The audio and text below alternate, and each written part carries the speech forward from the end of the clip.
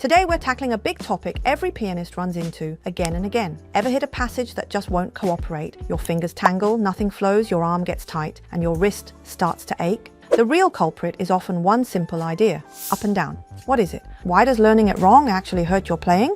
And how did composers build it into the music? Let's break it down step by step so you can hear it, feel it, and practice it safely. So what exactly is up and down? When you play the piano, it's not just your fingers that move. Your arm, your wrist, even your whole body moves together like one organism, flowing with the rhythm. And the foundation of that movement is what we call up and down. It's not just a technique, it's directly connected to the flow and expression that the composer intended in the music. Beethoven and Chopin, these two giants didn't just write beautiful melodies, they actually composed with the body's movement in mind. Let's take Beethoven as an example first, in his Piano Sonata No. 3 right here. You can see this is the down.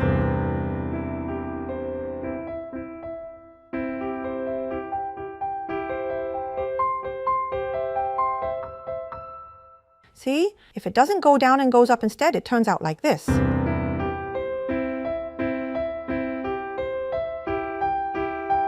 You shouldn't be adding a down-up motion to every single note. Down-up, down-up, down-up, down-up. Don't play it this way. Once you set the down here, the rest of the notes should move upward together as a group. A lot of people make mistakes here. They often play it like this. Down-up, down-up. But that's not the right way. This is how you should play it. Right here is the down, and here's the up. Played fast.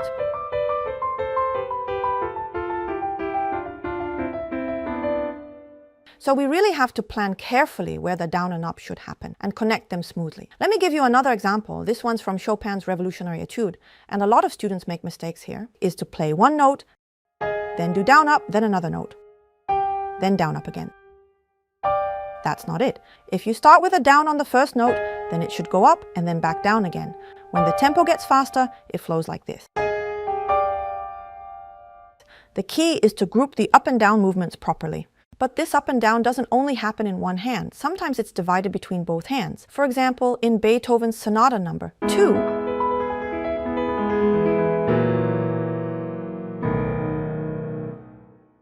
right here, even though you're playing with one hand, this note is the down and this note is the up. Down, up, down, up, down, up. If you don't do it this way, and you try to put down up on every single note, you just can't play fast.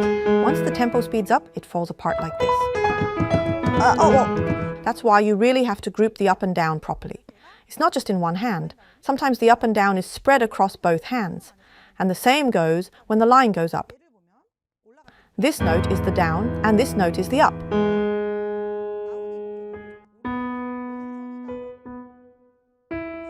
When you play it fast, it sounds like this. So that's how it works. Now there's also an up and down that happens with leaps. For example, in Chopin's Etude No. 4, this note is the down and this one is the up. If you don't play it that way, your arm will stiffen up and get tense. You can't be doing down up on every single note. Instead of one by one, you have to group them into a single down and up. That way, when the tempo gets faster, your arm won't lock up.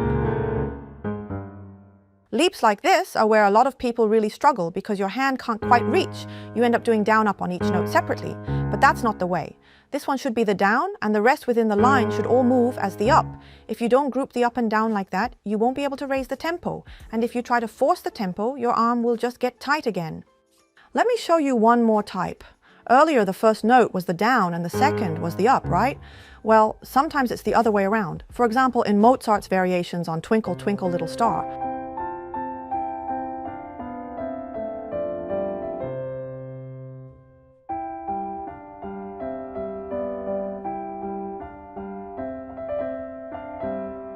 right here, if you listen, this is the spot.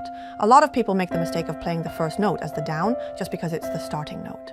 Since it's the first note, a lot of people automatically play it as the down, but that's not the case here. The E is actually the strong beat, so this note isn't as important. You need to emphasize the E instead.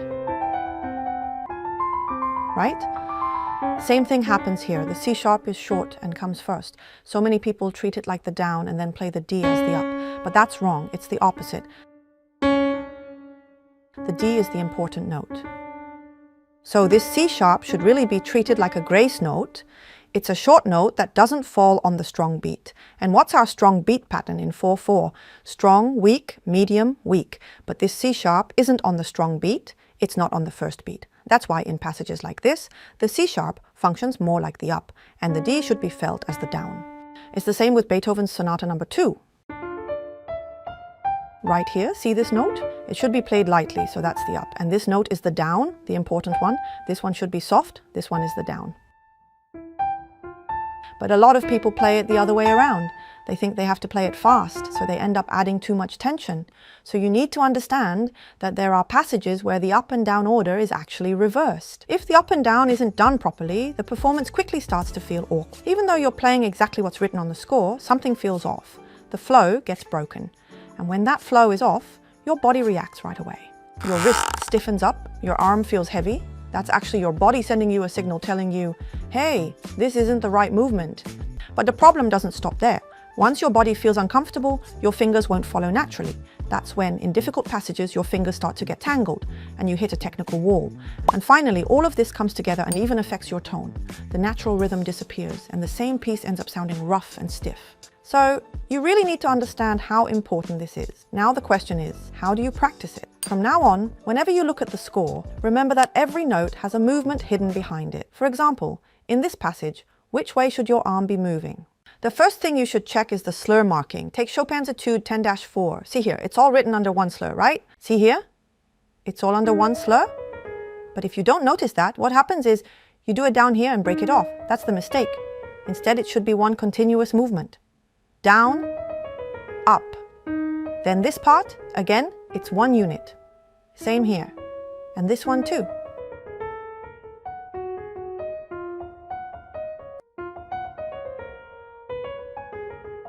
Over here, it's different. So it goes. This whole section is one, this is one, this is one, this is one. You have to see them as groups like this. So the idea is to think about how the arm should move, how it shifts from the down. Down, up, down, up. Now, I'll make another video to show you more about producing the right sound. But after that, it's your turn to try it yourself. As you play, watch your wrist. Ask yourself, does it feel relaxed, flowing like water, or does it feel stiff? Compare carefully, and then take it one step further. In those repeating patterns, try to find the rule of up and down. Think of it as training your body to actually read the composer's intention. If you're not quite sure, it really helps to watch a video of a pianist playing that piece and observe how their arms move. And of course, the best way is to find a good teacher who can point out those movements clearly. At Piareno, we specialize in exactly this, teaching the details of arm and wrist movement and the flow of up and down in a way you can use right away in real playing. So if you ever feel stuck practicing on your own, I'd really recommend finding the answer together with us. There's another really important point. When you go down, your fingers should move with one continuous energy. What I mean is, after the down, it should naturally go up like this. But many people make the mistake of doing it the wrong way, like this. Now, why does that happen? I've thought a lot about why students make this mistake, and I finally figured out the reason. Here's the reason. In the beginning, when we practice, we often work on finger independence, moving each finger one by one like this.